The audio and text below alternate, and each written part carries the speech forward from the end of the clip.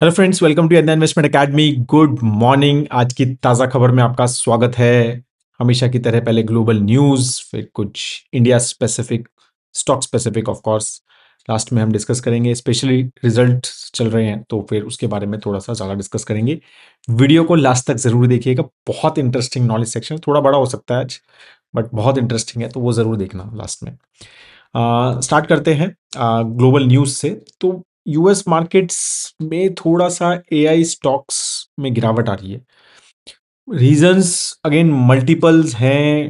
मतलब एक तो वैल्यूएशन, थोड़े कंसर्न्स हो रहे हैं, काफ़ी सारे डिस्कशंस हो रहे हैं। माइकल बरी वगैरह के ऊपर काफ़ी डिस्कशन है कि he is again shorting AI stocks. और फिर मतलब वैल्यूएशन, मतलब $5 ट्रिलियन का टच होना इन एनवीडिया एंड ऑल, तो वो भी सब चीज़ें जो है मार्केट को अब लग रहा है कि थोड़ा कंसर्निंग है। फिर स्टेटमेंट्स जैसे एनवीडिया के जो सीईओ हैं, राइट, उन्होंने भी अभी एक स्टेटमेंट दिया कि China is like nanoseconds behind us, right, in terms of AI. तो ये सब जो स्टेटमेंट्स हैं, उससे थोड़ा सा I think market overall is little getting worried of AI driven rally which has been, मतलब ये जो मेजर रैली रही है लास्ट यूएस मार्केट में, स्पेशली लास्ट 1 ईयर में, आई थिंक वो मेजरली एआई ड्रिवन ही रही है, राइट। अगर आप S&P 500 देखें तो मैक्स 7 जो स्टॉक्स हैं जो मेजरली बड़े माने जाते हैं, या और भी कुछ अगर एआई स्टॉक्स को मिला लें हम, तो उन्हीं में ही मेजर रैली रही है, और एक्चुअली नंबर्स उन्हीं के ही मतलब ग्रोथ रही है उसमें। बाकी तो हार्डली, मतलब rest of the companies have hardly grown. तो वो चीज जो है वो थोड़ा सा अब एक कंसर्निंग लेवल पे लग रहा है। Again this can go, things can change very fast. Again कोई एक अच्छी स्टेटमेंट आ गई, एक पॉजिटिव स्टेटमेंट आ गई, या कोई बहुत अच्छा रिजल्ट आ गया किसी company which is driven by AI, तो ये things can again go back to the good ways which was going on. But थोड़ा concern definitely, lot of things are discussion इसके ऊपर हो रहा है। बहुत सारे एनालिस्ट एआई ड्रिवन वैल्यूएशंस के ऊपर कंसर्न जो है ग्लोबली दिखा रहे हैं, ठीक है। तो अब वो कैसे होगा, मतलब ये मार्केट्स को प्रेरित करना कोई आसान काम नहीं है, राइट। लगता है हाँ प्रीमियम वैल्यूएशन है, हाँ ओवर वैल्यूएशन, हाँ शायद एक बबल जैसा है। बिल्कुल, काफी सारे एनालिसिस में, बहुत सारे पैरामीटर्स में वो लगता है। मार्केट कैप तो जीडीपी ही देख लो, 220 प्लस है शायद यूएस का। तो बहुत सारे फैक्टर्स में लगता है, वो गलत नहीं है। But again as a said कि markets can be more irrational than we can be rational, right. So it's very tough to predict कि ये बबल फटेगा या नहीं फटेगा, या कब फटेगा, या ये सिर्फ टाइम करेक्शन होगा, या ये मार्केट करेक्शन होगा, या फिर मतलब एक्चुअली जो है अर्निंग ग्रोथ आ सकती है AI, because AI definitely is changing lives, right. तो वो भी एक फैक्टर है, ठीक है। तो वो सारी चीजें हैं। तो कंपनीज लाइक पैलेंटीर ऑलमोस्ट 4% गिरी, तो ये सारी चीजें चल रही हैं, राइट। एनवीडिया भी अच्छा खासा गिर रहा है। तो वो सब चीजें जो है फैक्टर्स थोड़े से ये रैली हो रहे हैं। फिर दूसरे फैक्टर्स हैं कि US supreme court is checking की legality of Trump era tariffs. मतलब देर आर चांसेस कि ये शायद टैरिफ्स के अगेंस्ट रूलिंग आ जाए। तो अगर ऐसा होता है तो then it will be quite positive. Negative यही है कि यूएस गवर्नमेंट का शटडाउन अभी भी चल रहा है। वो दो मोस्टली एक्सपेक्टेड है कि इस वीकेंड में वो हो जाना चाहिए क्लोज, ठीक है। बट वो अभी लॉन्गेस्ट शटडाउन हो गया है, तो उसका भी एक जीडीपी पे भी इम्पैक्ट है, राइट। तो वो सारे फैक्टर्स भी एक डेफिनेटली हैं जो जो दिमाग में है मार्केट के, राइट। तो ये सब चीज़ें, मतलब यूएस में एक मल्टीपल थिंग्स पे ये चीज़ें चल रही हैं। देर आर स्लो डाउन, मतलब कुछ कुछ नंबर्स आ रहे हैं उसमें लग रहा है कि ठीक चल रही है इकोनॉमी, कुछ नंबर्स आते हैं उसमें चलता है कि यार यार ये तो खराब चल रही है।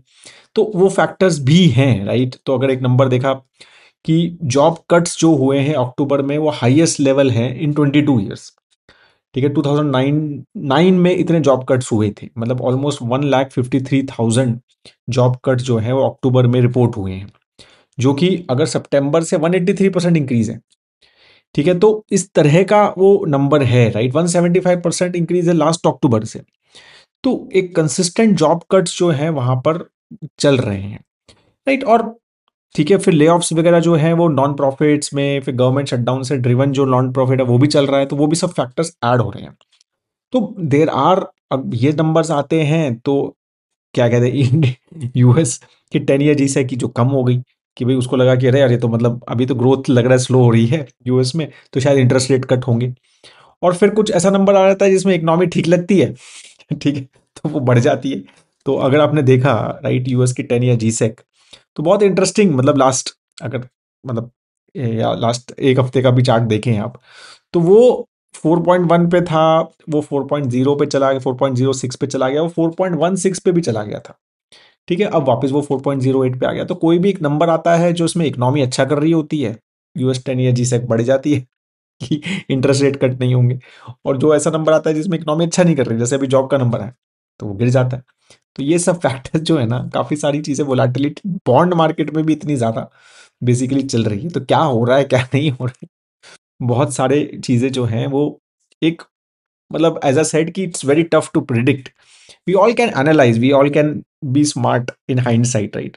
बट ये सब चीजें जो एक साथ है ना, कि बहुत सारे फैक्टर्स ऐसे हैं कि अरे यूएस मार्केट अच्छा करिए, और बहुत सारे ऐसे फैक्टर्स भी जो भाई इसमें गिर सकता है। फिर ऑयल जो है, that is only big positive for India, is कि ऑयल प्राइसेस बहुत कंफर्टेबल हैं, $63 पे है अभी ब्रेंट।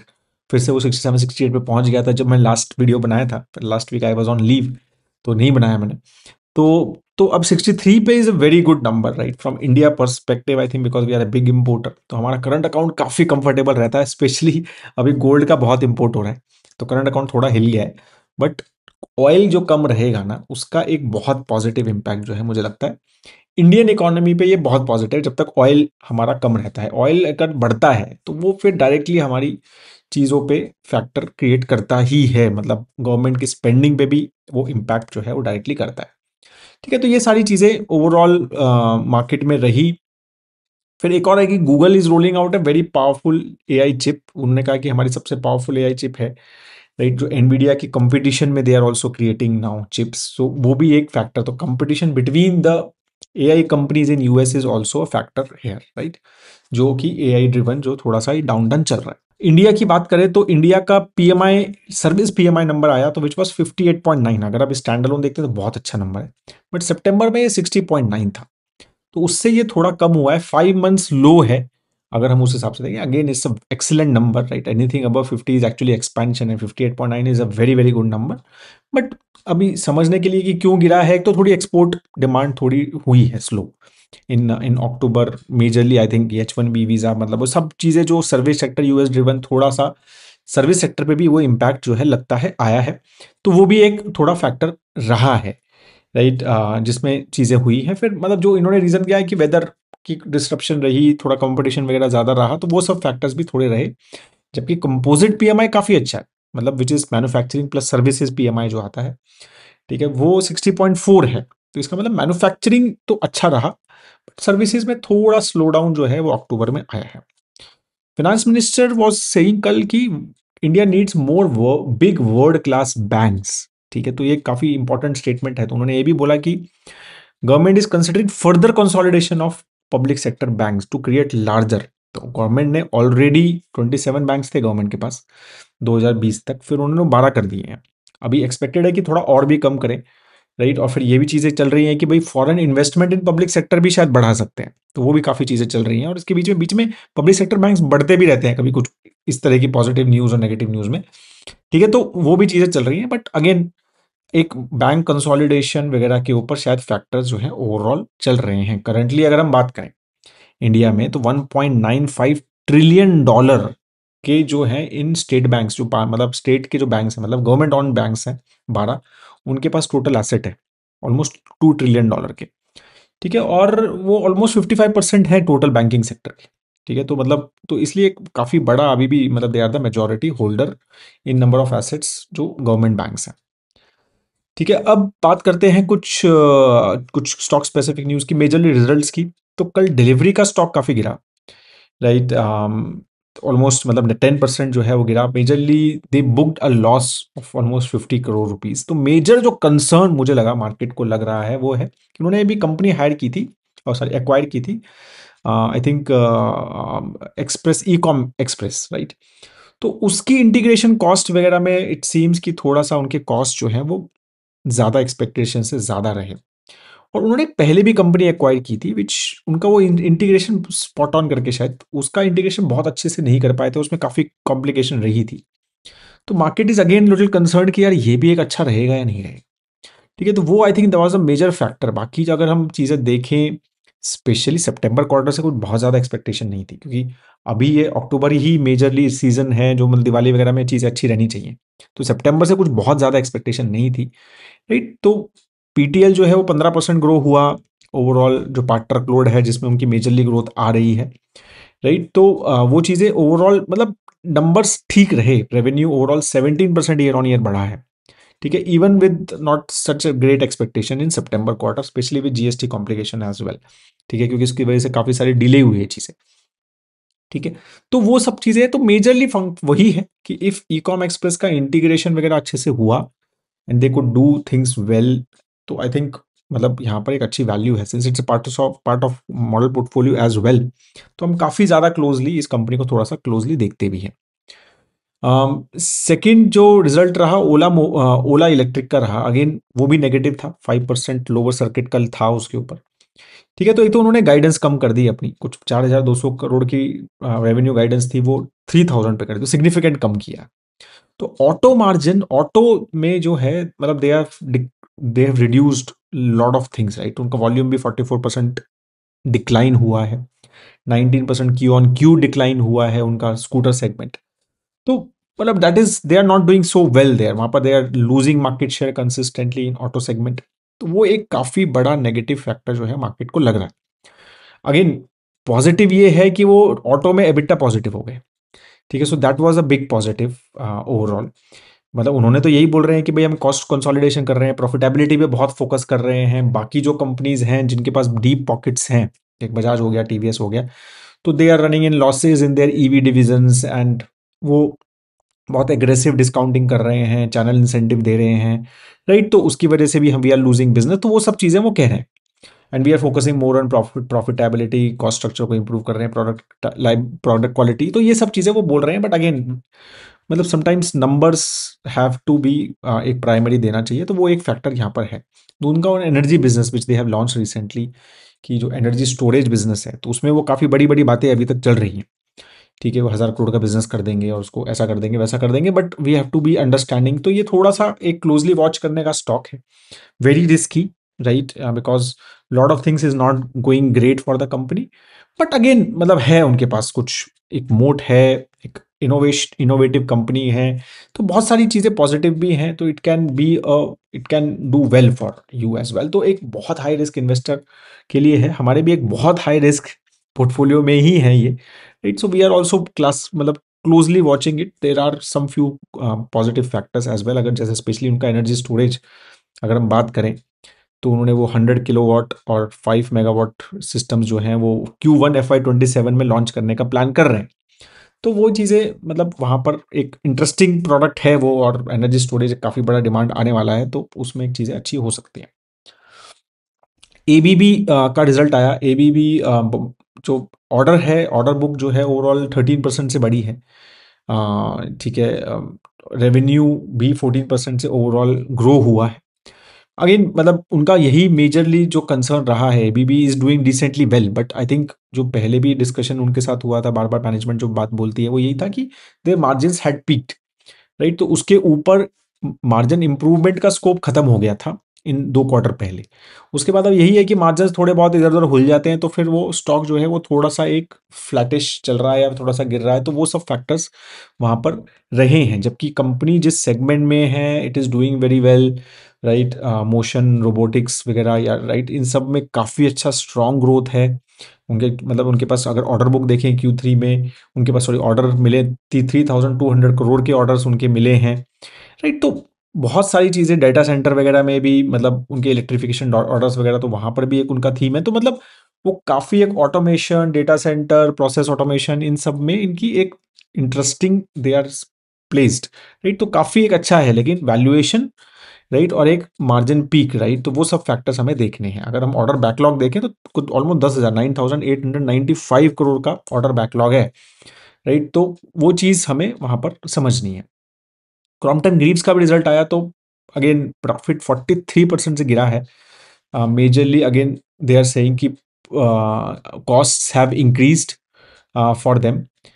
रेवेन्यू सिर्फ 1% से बढ़ा है, वॉल्यूम ग्रोथ 3% हुआ है, मतलब प्राइजेस थोड़े से प्रेशर रहा है overall. Butterfly is doing decently well, थोड़ा सा वो इंप्रूवमेंट हुआ है, 14% का ग्रोथ आया है वहाँ पे।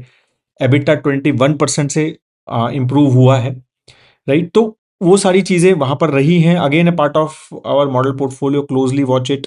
ये वाला क्वार्टर काफ़ी इंप्रूवमेंट रहना, मतलब अच्छा, मतलब एक फोकस क्वार्टर रहना चाहिए, specially after GST benefits and everything, कि कंजम्पशन कैसे इंप्रूव हो रहा है, कि कंजम्पशन ड्रिवन लाइटिंग और ये सब सेगमेंट्स हैं। बाकी सोलर पंप इज ऑल्सो उनका थोड़ा सा अच्छा कर रहा है, तो they are focusing on that as well, right. तो सोलर बिजनेस जो है ओवरऑल, इनका सोलर रूफटॉप ऑर्डर्स वगैरह भी उनके अच्छे कर रहे हैं, तो वो सब फोकस भी उनका है, right.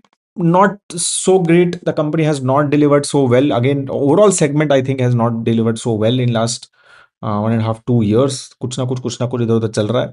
Hopefully better days are ahead in the segment. Devyani international, right, जो केएफसी मैनेज करते हैं और पिज्जा हट इंडिया में, मतलब एक पार्ट ऑफ इंडिया मैनेज करते हैं, अलॉन्ग विद आई थिंक दूसरी कंपनी जो सफायर फूड्स, राइट। तो ये दो कंपनीज ओवरऑल, जिनके पास यम ब्रांड्स करके जो कंपनी है, जो उनके पास केएफसी और ये सब पिज्जा हट वगैरह की चेन्स हैं।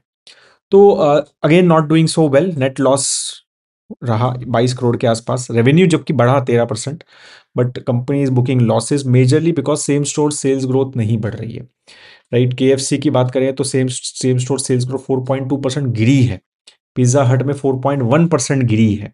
रेवेन्यू किस लिए बढ़ा है? क्योंकि स्टोर्स बहुत ऐड किए हैं, 263 स्टोर्स ऐड किए हैं एक साल, अगर हम लास्ट ईयर से कंपैरिजन करें तो, राइट। और total store count is 2184 stores now, तो काफी एग्रेसिव स्टोर एक्सपेंशन कर लिया है, right? So overall, this segment with I think competition, especially from Zomato and all these companies, Swiggy is definitely eating a lot of their businesses, क्योंकि बहुत सारे छोटे छोटे businesses भी अब Zomato पे लिस्ट होके compete कर सकते हैं इनके साथ, राइट। तो वो सब कॉम्प्लिकेशन आई थिंक है, और overall consumption has as a theme has not done yet, has not done very well, तो वो भी एक फैक्टर रहा है। Hopefully things should be better in such segments.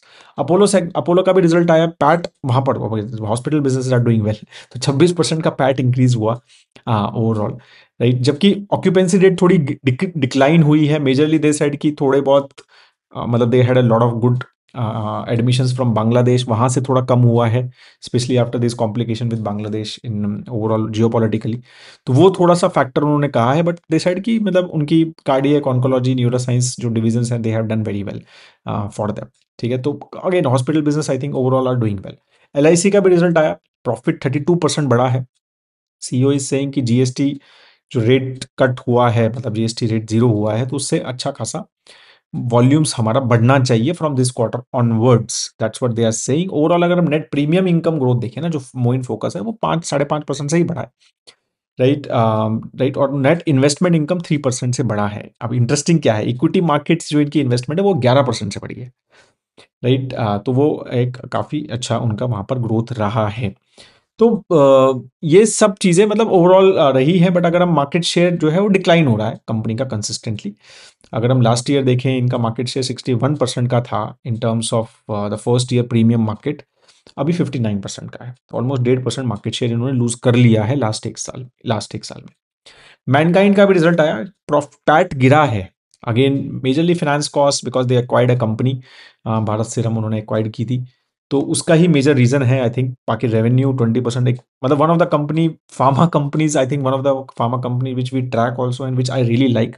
Valuation में किसी भी पोर्टफोलियो में नहीं है, मेजरली वैल्यूएशन थोड़ा सा एक कंसर्न रहता है इसका, but companies I think is, मतलब जो फोकस है, जो इंडिया स्पेसिफिक उनका फोकस है, जिस तरह की ग्रोथ है, जिस, तो एक काफ़ी अच्छी उनकी ओवरऑल कंपनी ये लगती है। टीवीएस, अब कुछ अलग बाकी news apart from the result, TVS motor is now divesting their Rapido में स्टेक था उनका, ठीक है। तो 288 करोड़ रुपीज उन्होंने they will get, and the current investors Accel and Prosus will buy it, ठीक है। सो तो वो एक न्यूज़ थी अपार्ट फ्रॉम द नॉर्मल अपने रिजल्ट्स।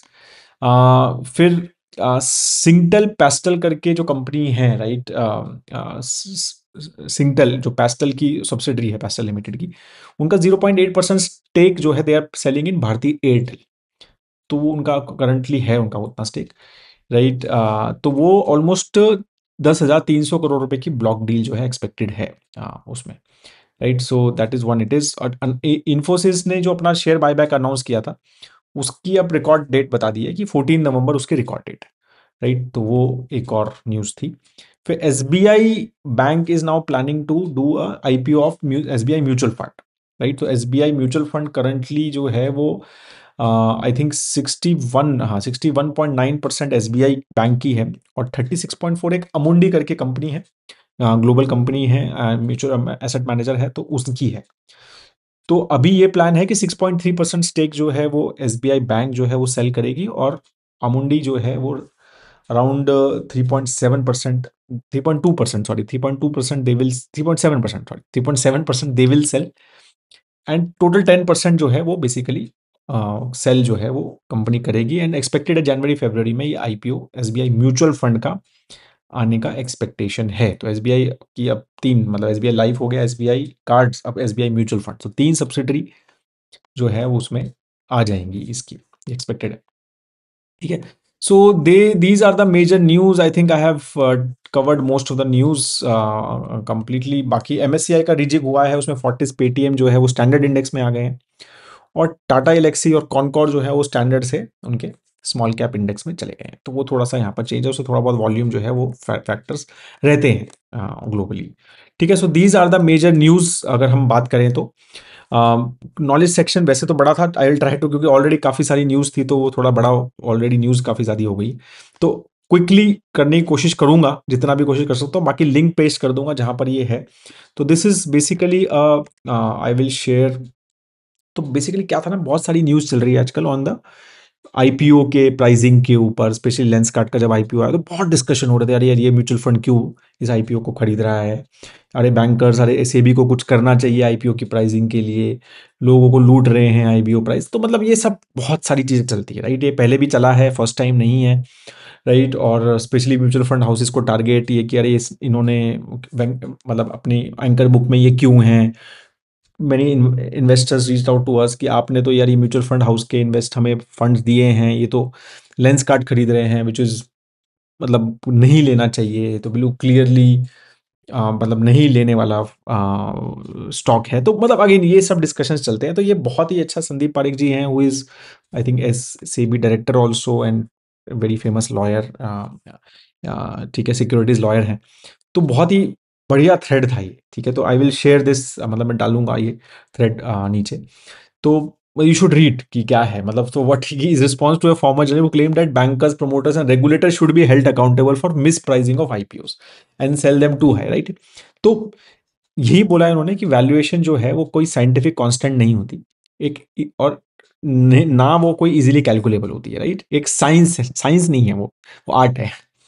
ठीक है, तो इसलिए कोई, अब जैसे इसमें Klarna valuation crashes from 6.5 billion to 46 billion से। अब बहुत इजी है कि भाई 46 बिलियन में जिसने सेल किया तो वो क्रुकेड हैं, और जिसने 6.5 बिलियन में लिया वो जीनियसिस हैं। वो कह रहा in hindsight we all are geniuses. Right, company valuation जो है वो इंटरनल और एक्सटर्नल फैक्टर्स पे डिपेंड करती है। इंटरनल यही है, पास्ट परफॉर्मेंस कंपनी का, और एक्सपेक्टेड परफॉर्मेंस जो है, बट देयर एक्सटर्नल फैक्टर है एज वेल, राइट, कि लिक्विडिटी कितनी है, इंटरेस्ट रेट कैसे हैं। राइट, फिर ट्यूलिप मैनिया जैसा कुछ, जैसे एआई ड्रिवन है तो उसके ऊपर फैक्टर्स हैं। राइट, तो वैल्यूएशन जो है beauty in the eyes of the beholder. Right, collective beholders में फाइंड 100 पी। ठीक है, stock a good purchase, but कोई जीरो जो 0.25 पी बाई बी भी जो है वो कहेगा अरे यार ये तो बहुत एक्सपेंसिव है, तो बिल्कुल है। राइट, तो अगर हम एग्जांपल देख लो ना आप, कि कंपनी लाइक भारत पेट्रोलियम है, देख लो एक तरफ, और एक तरफ अब जैसे इस तरह की कंपनी, राइट, लेंसकार्ट टाइप की कंपनी, तो बिल्कुल it is impossible even for Einstein to figure out the exact valuation of any company, because it is not a mathematical concept. It's a contest of predicting thousands of variable into distant future by millions of moody people, very moody people. ठीक है, फिर even assuming a godlike investor doesn't exist, the valuation changes every day, because even a godlike accurate valuation would change based on changes in the internal external forces, right? तो इसीलिए ये चीजें समझनी जरूरी है हमें। Right, third, equities are not just dependent on god like number, unchanging and deeply rooted in MRP. It is based on demand and supply. कोई इसका एमआरपी सेटअप नहीं हो सकता, मतलब से भी ये नहीं बोल सकता नहीं भाई इससे ज्यादा प्राइस नहीं हो सकता, या इससे ज्यादा वैल्यूएशन नहीं हो सकती।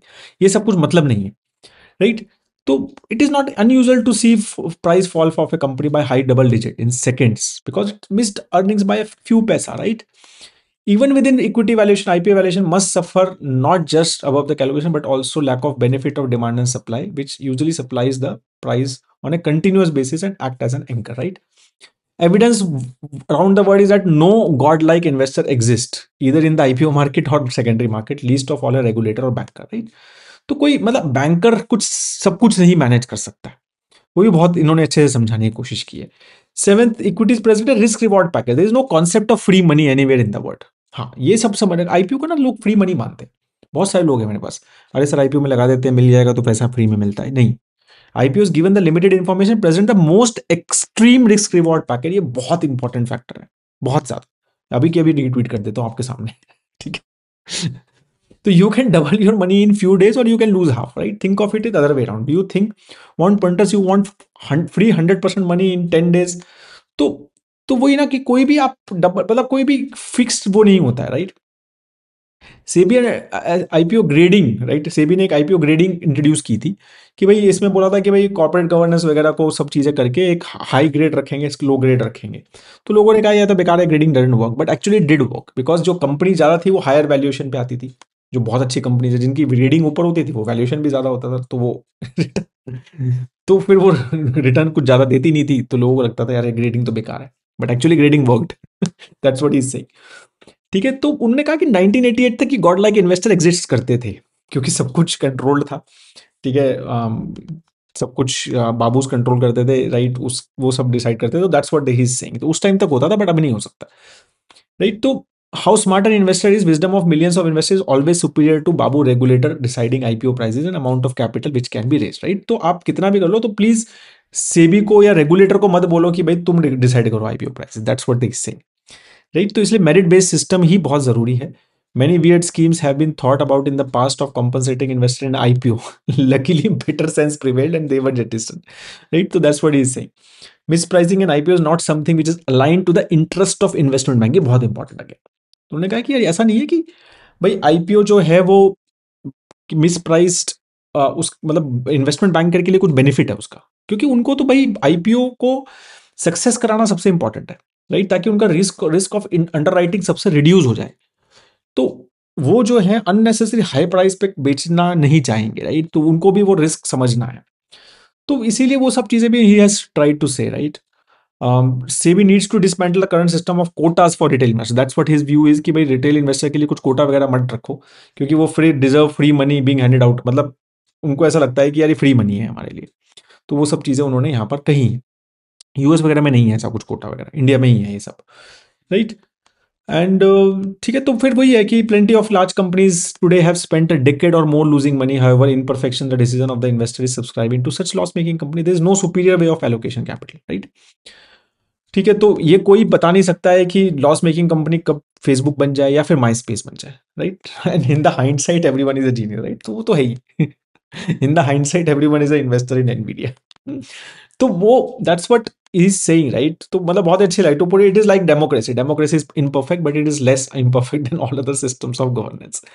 तो बहुत ही बढ़िया तरह he has tried to explain, कि मतलब बहुत सुनने में आ रहा था कि यार क्या कहते हैं, सेबी जो है उसको देखना चाहिए या फिर म्यूचुअल फंड इन्वेस्टर्स को, ये सब मतलब मैं वही कह रहा हूँ कि let the investor decide, right? कि क्या है क्या नहीं। हाँ, आप उसकी परफॉर्मेंस के ऊपर उसको देखो, मतलब अगर आप आपका एसेट मैनेजर कर रहा है उसमें इन्वेस्ट, उसके व्यू में अपना व्यू मत घुस, मतलब आप करो कि नहीं लोग कह रहे हैं कि हाई वैल्यूएशन, उस पर हाई वैल्यूएशन है इसलिए मेरे को लग रहा है, तो that is not the right way to do it. ठीक है, तो बहुत ही अच्छा, मेरे को बहुत मजा आया पढ़ के, मतलब व्हेन आई रेड दिस, तो I will just paste it, right? तो you guys can read it as well. ठीक है, thank you so much guys, I hope that video अच्छा लगा। आई एम सॉरी बहुत लंबा वीडियो हो गया। Thank you so much, have a great time ahead. जय हिंद।